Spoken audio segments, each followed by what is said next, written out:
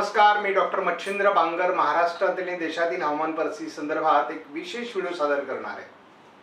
आपल्या सर्वांना माहिती आहे की साधारणपणे या वर्षी मान्सून जूनमध्ये उशिरा सुरू झाला आणि त्याच्यामुळे मे मध्ये जरी मान्सूनची 17 तारखेपासून 16 तारखेपासून सुरुवात झाली असली अंदमान निकोबार बेटांच्या दरम्यान, तरी केरळमध्ये त्याला यायला उशीर झाला आणि मग मुंबईपर्यंत यायला तर आणखीच उशीर झाला आणि संपूर्ण महाराष्ट्र व्यापण्याकरता त्यांनी अगदी 20-22 तारीख घेतली जून महिन्यामध्ये।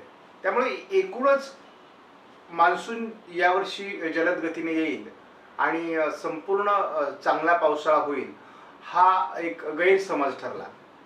आणि जेव्हा आपण 26 जानेवारीला पहिला अंदाज दिला होता तेव्हा आपण असं सांगितलं होतं की एल निनोचं वर्ष हे नेहमी मान्सून डिले असतो, परंतु मान्सूनची जी हालचाल वेगवेगळ्या मॉडेलने, खास करून युरोपियन मॉडेलने ECMWF यांनी लवकर सांगितले आणि त्यानंतर संपूर्ण अंदाज बदलले। मान्सून लवकर येईल आणि लवकर प्रगती करेल अशा प्रकारचा एक चर्चेचा प्रवाह सुरू झाला आणि पर्यायाने संपूर्ण मान्सूनची प्रक्रिया सुरू झाली। मात्र पुढे ती रखडली। आज आपण जर बघितलं तर ती पुन्हा पुढे रखडण्याची शक्यता आहे। म्हणजे 22-23ला जरी मान्सूनने थोडी प्रगती केली आणि महाराष्ट्र व्यापला, परंतु आता मध्य प्रदेश असेल किंवा अगदी पुढचे काही राज्य असतील ते घेण्याकरता त्याला पुन्हा वेळ लागणार आहे। आणि 8 जुलै हे जे काही संपूर्ण भारत व्यापण्याचं डेडलाईन आहे, ही डेडलाईन चुकण्याची शक्यता आहे यावर्षी। कारण एक दोन कमी दाब बंगालच्या उपसागराच्या उत्तरेला तयार होतील आणि ते मध्य भारतावर सरकतील। जवळपास ते गुजरातपर्यंत येतील आणि गुजरातमधून पुढे महाराष्ट्रावर त्याचा थोडा परिणाम होईल आणि मग पुन्हा एकदा फिरून हे कमी दाब राजस्थान मार्गे उत्तरेला सरकणार आहे। जेव्हा ते गुजरात आणि राजस्थानमध्ये प्रभावी ठरतील तेव्हाच मान्सून हा पूर्णपणे भारत व्यापणार आहे। आणि माझा अंदाज आहे यावर्षी 2 दिवस तरी मान्सून नियमित तारखेच्या उशिरा भारताला व्यापेल। म्हणजेच 8 तारीख जरी निर्धारित असली तरी 10 ते 11 तारखेपर्यंत संपूर्ण भारत मान्सून व्यापणार आहे। परंतु मान्सूनने भारत व्यापल्यानंतरही फार चांगली पावसाळी परिस्थिती राहील असं देखील खात्रीलायकरित्या सांगता येत नाही। त्यामुळे आपण जर आता देशातली एकूण पावसाचं प्रमाण किंवा वितरण बघितलं तर ते असमान आहे आणि 41% पावसाची घट जूनच्या 24 तारखेपर्यंत असणं ही देखील अतिशय घातक गोष्ट आहे। पहिली गोष्ट लक्षात घ्या, आपण आपल्या गावामध्ये, आपल्या शिवारामध्ये, आपल्या शेतामध्ये पाऊस पडला की मान्सून आलाय, आता पाऊस पडलाय, पेरणीची लगबग सुरू होते। परंतु एकूण मान्सून कसा असणार आहे यावर्षी याची देखील चिंता महत्त्वाची आहे। आता सध्या शेतकरी बऱ्याच हवामान साक्षर झालेला आहे।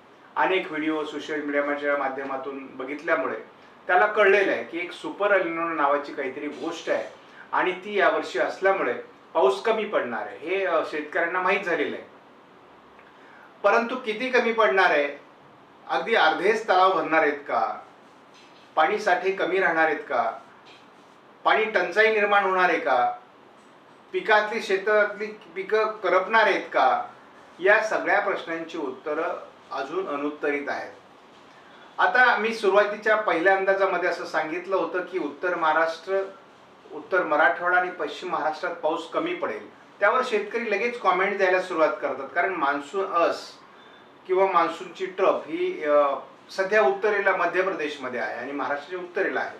त्यामुळे त्या ठिकाणी पाऊस पडतोय, पण तुमचा अंदाज चुकला, कारण या ठिकाणी भरपूर पाऊस झाला असं नसतं। आम्ही जो अंदाज दिलेला आहे तो वर्ष पूर्णपणे मान्सूनचा दिलेला आहे आणि मान्सूनमध्ये काय होईल हे आम्ही सांगितलेलं आहे। तुम्ही मात्र काय, आता जुलैमध्ये सुद्धा उत्तर महाराष्ट्रात खूप पाऊस पडणार आहे, उत्तर मराठवाड्यात आणि पश्चिम विदर्भातही भरपूर पाऊस पडणार आहे। पॅटर्न बदलतो आणि त्या पॅटर्ननुसार अंदाजही बदलतो। त्यामुळे जसे अंदाज बदलतात तसा आम्ही शेतकऱ्यांना अलर्ट करत असतो। होऊ शकतं की यावर्षी पश्चिम महाराष्ट्राकडे त्याचा परिणाम होईल आणि दक्षिण भारतातही पाऊस कमी पडेल, परंतु जेव्हा ईशान्य मान्सून सुरू होतो तेव्हा पश्चिम महाराष्ट्रामध्ये यावर्षी अतिवृष्टी असणार आहे। त्यामुळे हवामानातले बदल समजून घेणं यालाच हवामान साक्षरता म्हणतात. आणि नेमकी कुठल्या नैसर्गिक घटकांमुळे पावसावर परिणाम झाला हे कळणं शेतकऱ्यांना आवश्यक आहे आणि बरेच शेतकरी त्या बाबतीत जाणकार झालेले आहेत. परंतु मी असं म्हणतो की फक्त व्हिडिओ बघा, त्याच्यावर प्रतिक्रिया दिलीच पाहिजे असं नाही. त्यामुळे आपण अगोदर अंदाज समजून घ्यायला शिकलं पाहिजे. आता माझा अंदाज आहे की उरलेल्या जूनमध्ये साधारण 28 तारखेपासून महाराष्ट्रामध्ये चांगला पाऊस होईल. कारण मी अख्ख्या देशाचा अंदाज सांगत नाही, शक्यतो महाराष्ट्रावर माझं कॉन्सन्ट्रेशन असतं. तर या कालावधीमध्ये जो पाऊस होणार आहे तो सर्वदूर महाराष्ट्रामध्ये होणार आहे. मग याला पश्चिम महाराष्ट्रातही पाऊस असणार आहे, मध्य महाराष्ट्र, उत्तर महाराष्ट्र, विदर्भ, मराठवाडा या सर्व भागामध्ये हा पाऊस असणार आहे आणि कोकणामध्ये अतिवृष्टी असणार आहे. त्याच्यामुळे उरलेला जून हा अतिशय महत्त्वाचा आहे. म्हणजे तसा आपण आज 26 तारखेला येऊन पोहोचलो आहोत. अवघे 5 दिवस राहिलेले आहेत आणि या 5 दिवसामध्ये जर देशामध्ये 41% घट असेल तर मग ही घट या पावसामुळे कमी होणार आहे, वाढणार नाही. आणि त्यामुळे कमी किती होऊ शकते तर याचा अर्थच असा आहे की जर भारतीय हवामान खात्याने 90% पावसाचा अंदाज दिलाय, बाकीच्यांनी 95-94% अंदाज दिलाय, मात्र हा अंदाज चुकण्याची शक्यता आहे. कारण 20% किंवा 20-25% घट सुद्धा जूनमध्ये राहू शकते. मात्र याच्या उलट जुलैमधली परिस्थिती वेगळी असण्याची शक्यता आहे. जुलैमध्ये मात्र कोकण किनारपट्टी, घाटमाथ्यावर बऱ्याच मोठ्या प्रमाणात पाऊस होणार आहे. उत्तर महाराष्ट्र, उत्तर विदर्भामध्ये चांगला, मराठवाड्यामध्ये आणि पश्चिम विदर्भात सुद्धा चांगला पाऊस होणार आहे आणि साधारणपणे या ठिकाणी जुलैची सरासरी कव्हर होणार आहे. त्यामुळे एकूणच जून आणि जुलैचा पाऊस एकत्रित केला तर जवळपास दोन्ही महिन्याची मिळून आवश्यक तेवढी टक्केवारी जुळण्याच्या शक्यता आहेत. त्यामुळं जो मान्सूनचा पूर्वार्धाचे 2 महिने आहेत ते थोडे शेतकऱ्यांना समाधानकारक असणार आहेत. आयोडी जर सक्रिय झाला तर महाराष्ट्रामध्ये 97 ते 96% पाऊस पडेल आणि आयोडी जर सक्रिय झाला नाही तर मात्र आकडेवारी अतिशय कठीण असणार आहे.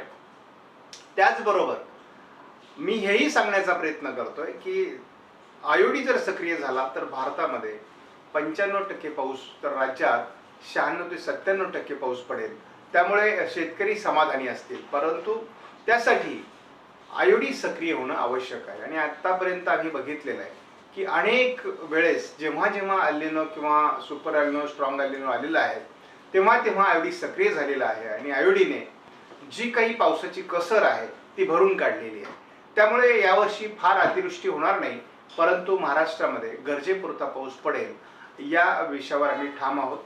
जुलैमध्ये होणाऱ्या पावसावर आपले तलाव भरणार आहेत, तलावांमध्ये पाणी क्षेत्र वाढणार आहे आणि ते किती वाढेल यावर आपण पुढच्या व्हिडिओमध्ये रविवारी चर्चा करू. परंतु शेतकऱ्यांना मी एवढंच आश्वासित करू इच्छितो की उरलेला जून चांगला आहे, सुरुवात देखील जुलैची चांगली आहे. त्यामुळे घाबरून जाऊ नका. तुमच्या सगळ्यांच्या पेरण्या जून जुलैच्या पहिल्या आठवड्यामध्ये, जूनच्या शेवटचा आठवडा आणि जुलैच्या पहिल्या आठवड्यात होऊन जातील आणि समाधानकारक परिस्थिती असेल. तशी देशाच्या तुलनेत महाराष्ट्राची परिस्थिती मला अतिशय बेटर म्हणजे चांगली दिसते आहे. त्यामुळे शेतकऱ्यांनी घाबरून जाण्याची गरज नाही. आपणास व्हिडिओमधील माहिती महत्त्वपूर्ण वाटल्यास लाईक करा, शेअर करा, चॅनलला सबस्क्राईब करा. धन्यवाद. जय हिंद, जय महाराष्ट्र, जय बळीराजा.